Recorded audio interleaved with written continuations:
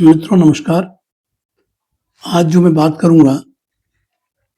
असहयोग आंदोलन पर ही बात करूंगा, क्योंकि इसके पहले मैंने असहयोग आंदोलन या उसको मिलाकर के बोलें खिलाफत और असहयोग आंदोलन पर 3 वीडियो बनाए और उसमें मैंने उस पूरे घटनाक्रम को बहुत सिस्टमेटिक तरीके से उन वीडियोज में शामिल किया। असहयोग आंदोलन जो है, जैसा मैंने पिछले वीडियोज में बताया है कि असल में ये खिलाफत के मुद्दे पर शुरू हुआ। और मैं पूरा रिपीट ना करके बताऊं कि जब अगस्त 1920 में 1 अगस्त 1920 को असहयोग आंदोलन की विधिवत शुरुआत महात्मा गांधी जी ने की और अभी तक जो मुद्दा है वो केवल खिलाफत का मुद्दा था, जिसमें कि तुर्की के सुल्तान जो कि खलीफा होते थे मुस्लिम वर्ल्ड के, उसके साथ न्याय हो और उसकी जो साम्राज्य उसको रिस्टोर किया जाए और उसकी प्रतिष्ठा कायम की जाए। इन मुद्दों को लेकर शुरू हुआ। किंतु जब सितंबर 1920 में ही 4 सितंबर 1920 को लाला लाजपत राय की अध्यक्षता में ये बैठक हुई कांग्रेस की, तो उसमें कुछ राष्ट्रीय या आजादी के मुद्दे भी जोड़ दिए गए और उसके बाद दिसंबर 1920 में जो कांग्रेस का नागपुर अधिवेशन हुआ, उसमें बहुत क्लियर कट तरीके से स्वतंत्रता के मुद्दे पर बातें हुई और ये जो आंदोलन चला, इस आंदोलन का जिस ढंग से एक उसने उग्र रूप तो मैं नहीं कहूं, लेकिन हाँ ये जरूर कह सकता हूं कि जो एक राष्ट्रीय उभार हमें देखने को मिला, उस राष्ट्रीय उभार का अचानक पटापेक्ष हो जाना बड़ा ही कष्टदायक रहा। किंतु असहयोग आंदोलन कोई असफल आंदोलन नहीं रहा। यदि हम उसका विश्लेषण करें तो ये पाएंगे कि इससे स्वतंत्रता आंदोलन को नई दिशा मिली, बल मिला और एक ऐसा ये स्टेज थी जहां जिस ढंग से राष्ट्रीय उभार दिख रहा था उसको शायद संभालने की स्थिति में कांग्रेस भी नहीं थी। तो क्योंकि सिचुएशन तो इसके पहले भी आई, जब इंग्लैंड का राजकुमार भारत यात्रा पर आया असहयोग आंदोलन के दौरान, उनकी सोच ये थी कि हिंदुस्तान के लोग बड़े स्वामी भक्त लोग हैं और अपना स्वामी मानते हुए राजकुमार के जाने से भी आंदोलन का रास्ता छोड़ देंगे। किंतु जब प्रिंस ऑफ वेल्स बॉम्बे की यात्रा पर गया तो बॉम्बे में उसका स्वागत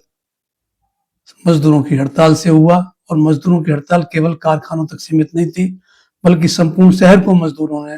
बंद करवा दिया था और उसके बाद वहां हिंसा हुई। उस समय गांधी जी का विश्वास तो डगमगा गया था और एक बार उन्होंने कांग्रेस वर्किंग कमेटी से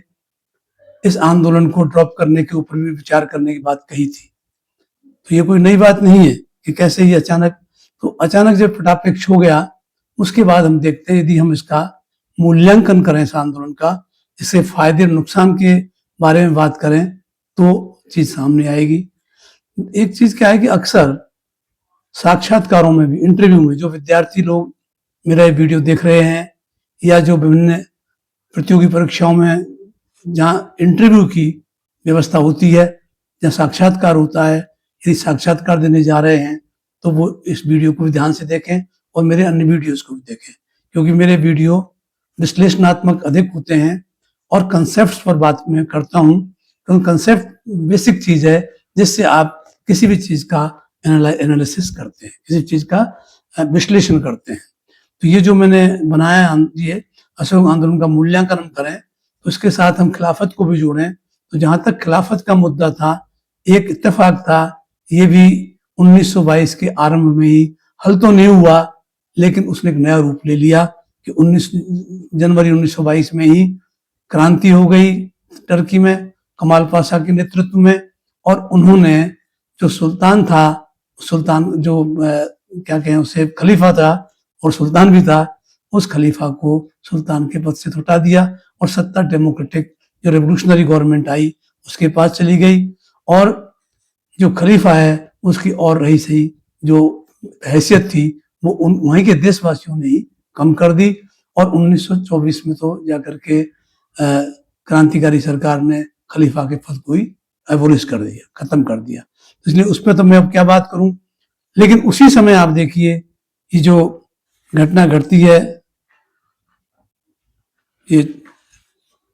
चोरी चौरा की, उस घटना से जो है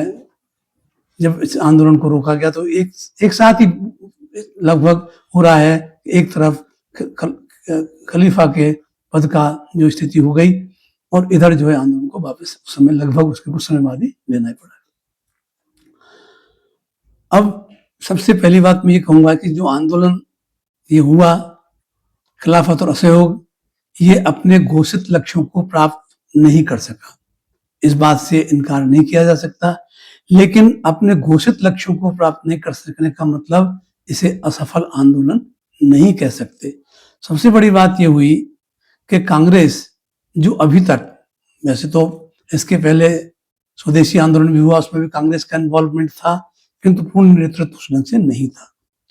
और स्वदेशी आंदोलन का विस्तार भी बहुत अधिक नहीं हुआ, सबसे अधिक बंगाल में हुआ, और कुछ इम्पैक्ट उसका महाराष्ट्र और पंजाब, थोड़ा बहुत उत्तर प्रदेश में दिखाई दिया, इसके अलावा और कुछ नहीं था।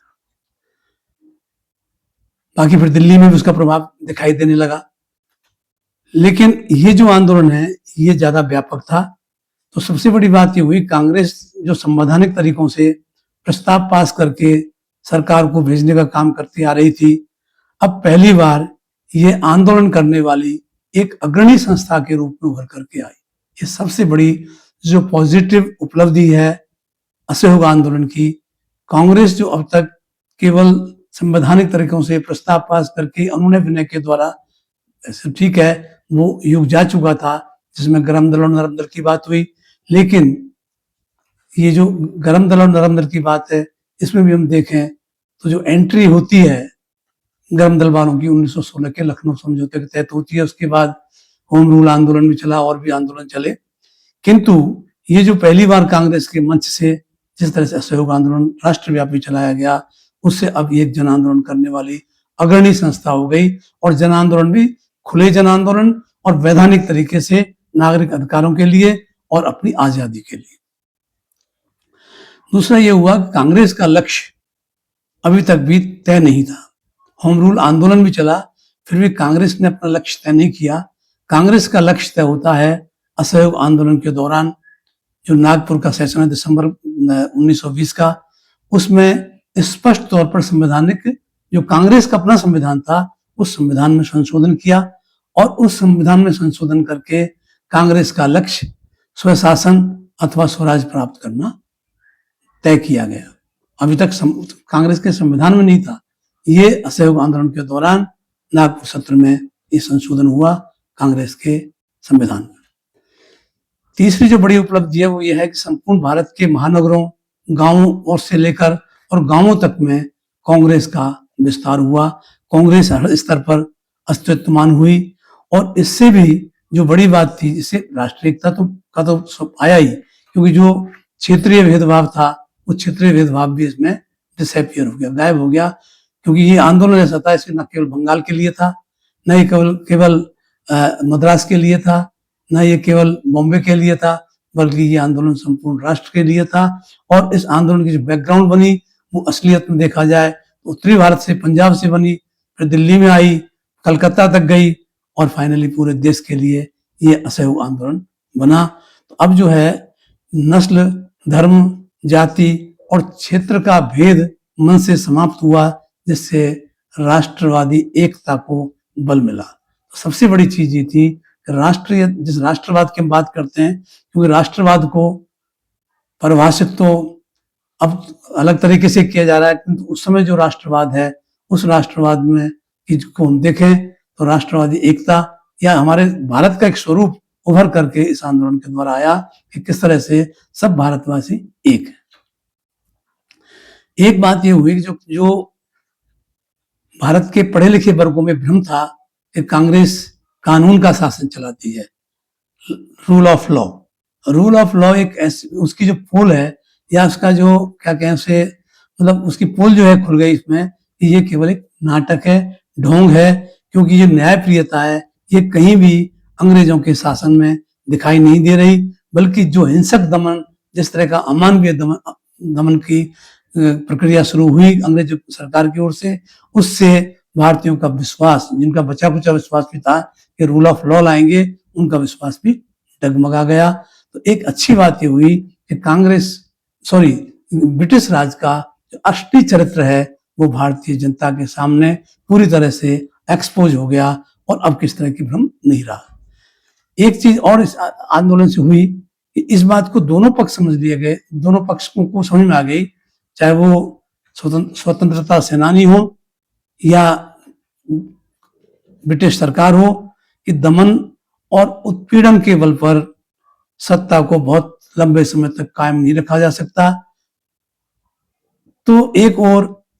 आंदोलनकारियों को और बड़ी तैयारी के साथ आगे आंदोलन करने की प्रेरणा मिली, वहीं दूसरी ओर सरकार को ये लगा कुछ सुधार तो करने ही होंगे। आगे सुधारों की बात आती भी है, लेकिन हम देखेंगे आगे के अन्य वीडियोस में क्या कोई सुधार हुए कि नहीं। एक जो सबसे नेगेटिव पॉइंट हुआ इस आंदोलन को अचानक स्थगित करने का, तो असहयोग आंदोलन को जो रोका गया, ये 1916 में जो लखनऊ समझौता हुआ था, जिस समझौते के द्वारा हिंदू मुस्लिम एकता कायम हुई थी स्वराज प्राप्ति के लिए, उसके बाद खिलाफत का मसला आ गया, तो उससे भी हिंदू मुस्लिम एकता कायम रही, किंतु इस आंदोलन को अचानक रोक देने से वो जो हिंदू मुस्लिम एकता थी वो एकता समाप्त हो गई। और समाप्ति नहीं हुई, बल्कि जो यहाँ की प्रमुख एक तरह से सामाजिक समुदाय हिंदू और मुसलमान, इन दोनों के मध्य कटुता पैदा हो गई। इसका एक कारण तो ये रहा, जब गांधी जी ने असहयोग आंदोलन को स्थगित किया तो कांग्रेस वर्किंग कमेटी से निर्णय करवाया, किंतु इसके लिए जो खिलाफत के नेता थे उनको विश्वास में नहीं लिया गया। तो यहीं से अविश्वास पैदा हुआ और उसका परिणाम यह हुआ कि जो राष्ट्रीय उभार आजादी की लड़ाई के लिए था वो सांप्रदायिकता की ओर थोड़ा परिवर्तित होने लगा और 1920 के बाद सांप्रदायिक दंगों की शुरुआत भी हो जाती है। तो ये एक नेगेटिव जो पॉइंट हुआ, तो ये इसलिए नहीं कि अचानक रोका, उसमें कॉन्फिडेंस में नहीं लिया गया। तो कॉन्फिडेंस में दूसरे पक्ष को लेना चाहिए था। एक विचारणीय प्रश्न है, ये नहीं है कि कोई मैंने कह दिया तो ये अटल सत्य है। मेरा अपना एक विश्लेषण है, वो मैं आपको बता। एक जो नेगेटिव बात आई वो ये रहा कि असहयोग आंदोलन जो शुरू किया गया था उसमें खास तौर पर किसानों को तो अग्रणी दस्ते के रूप में लाया गया था, किसान काफी आगे थे इसमें, लेकिन मजदूरों को गांधी जी ने असहयोग आंदोलन में शामिल नहीं किया था। इस बात को हम सब लोग जानते हैं। और फिर भी उनके द्वारा शामिल ना किए जाने के बाद भी और भी अनेक ऐसे समुदाय थे जिनमें असंतोष व्याप्त था, तो उन्होंने असहयोग आंदोलन से प्रभावित होकर अपने आंदोलन तो छेड़ दिए, जबकि वे आंदोलन असहयोग आंदोलन का हिस्सा नहीं थे, किंतु असहयोग आंदोलन की चेतना से प्रेरित थे और प्रेरित होकर जो आंदोलन चले आगे बढ़े। उनका जो नैतिक आधार था, असहयोग आंदोलन चल रहा था देश में, उससे उनको एक मॉरल सपोर्ट मिल रहा था, तो वो मॉरल सपोर्ट खत्म हो गया। और मॉरल सपोर्ट खत्म होते ये हुआ कि इस तरह के जो आंदोलन असहयोग आंदोलन के प्रभाव में खड़े हुए थे उनको कुचल दिया गया, उनके साथ बहुत ही बुरा बर्ताव किया गया। तो ये एक और रहा। जैसे मैं आपको बताऊं, उदाहरण के लिए, जो लोग मुझे जानते हैं, मेरे काम को जानते हैं, मैंने राजस्थान के किसान और आदिवासी आंदोलन पर विस्तृत कार्य किया है। और ये वो समय है असहयोग आंदोलन का पीरियड जिस समय राजस्थान में बिजौलिया, बेगू, ये दोनों आंदोलन अपनी चरम सीमा पर चल रहे हैं। जो मारवाड़ में भी आंदोलन चल रहे हैं। इसके अलावा आदिवासी आंदोलन मोतीलाल तेजावत के नेतृत्व में चल रहे हैं। तो ऐसे कई समय के जन आंदोलन है राजस्थान के, जबकि राजस्थान के जो देशी रियासतें हैं, उन देशी रियासतों को तो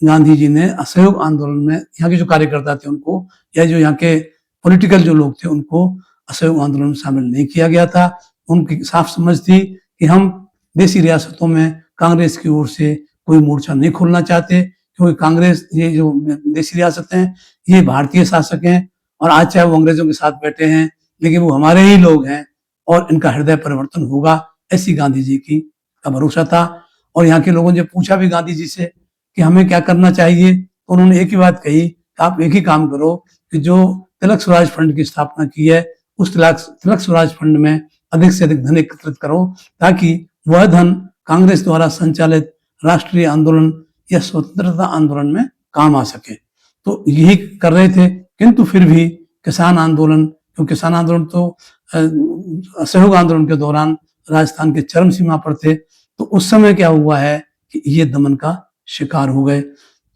तो ये एक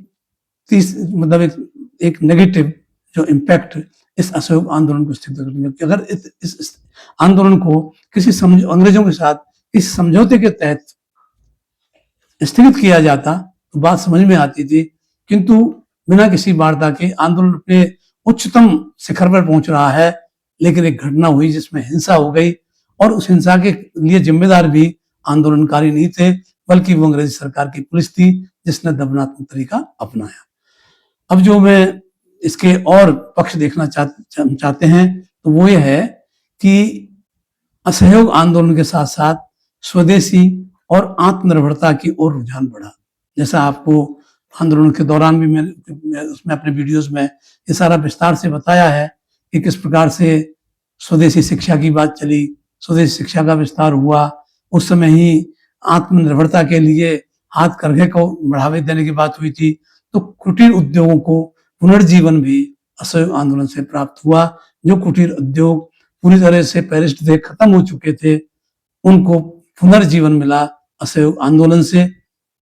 और असहयोग आंदोलन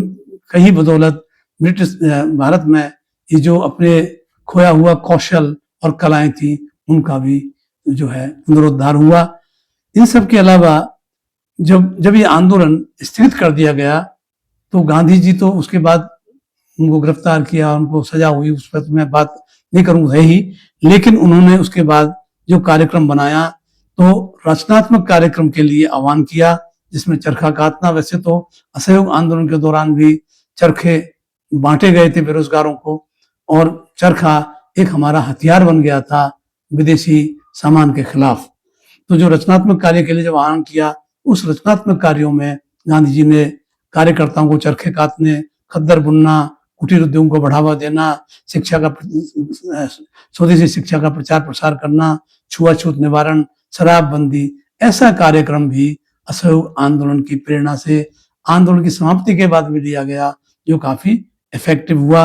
और सबसे बड़ी बात ये थी कि असहयोग आंदोलन जो है, इसके जो असहयोग आंदोलन ने अहिंसा सत्याग्रह का सकारात्मक परीक्षण किया। मतलब जो अहिंसा सत्याग्रह की बात गांधी जी कर रहे थे, उसका जो अगर सही देखा जाए जो प्रयोग हुआ है, तो उसका प्रयोग हम उसमें देखते हैं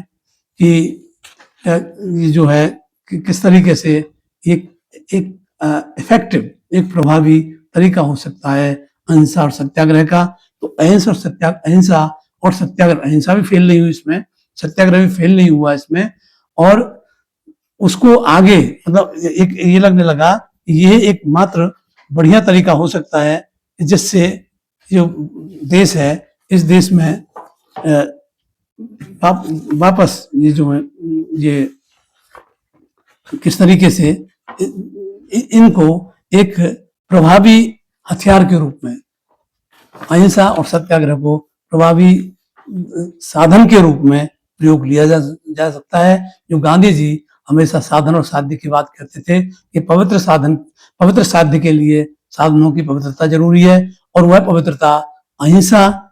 और सत्याग्रह से ही हम प्राप्त कर सकते हैं। इससे जो हम अपने जो पवित्र उद्देश्य है आजादी प्राप्त करना, उसे प्राप्त करेंगे, उचित होगा। तो इस तरीके से एक तरह से आंदोलन की एक दिशा तय हो गई कि किस तरीके से ये इस साम्राज्यवाद के खिलाफ लड़ाई लड़नी होगी। और इसी का अगर विकसित रूप देखते हैं हम, तो ये विकसित रूप सविनय विज्ञान आंदोलन में मिलता है, जो सविनय विज्ञान आंदोलन भी असहयोग आंदोलन का ही एक और एडवांस एडिशन है, एक आगे की स्थिति है। तो ये वीडियो आपको कैसा लगा, इस पर अपनी टिप्पणी जरूर दें। मेरे वीडियोस देखते रहें। जिन मित्रों ने अभी तक मेरा यूट्यूब चैनल सब्सक्राइब नहीं किया, वे सब्सक्राइब करें और इसको अधिक आगे प्रसारित करें। तो मैं इसी तरीके से आप लोगों के बीच में आता रहूं और मेरा उत्साह बना रहे। इसी के साथ मैं आपसे एक चीज और कहना चाहूंगा कि वैसे बहुत संक्षेप में मेरी किताब है भारत का इतिहास 1750 से 1950 और स्वतंत्रता आंदोलन को 2-3 अध्यायों में खास तौर पर मैंने डिस्कस किया है, उसे एक बार पढ़ लें अगर संभव हो तो। भारत का इतिहास 1750 से 1950, लेखक मैं ही हूँ, प्रोफेसर बृजकिशोर शर्मा, और प्रकाशक राजस्थान हिंदी ग्रंथ अकादमी, जयपुर। नमस्कार।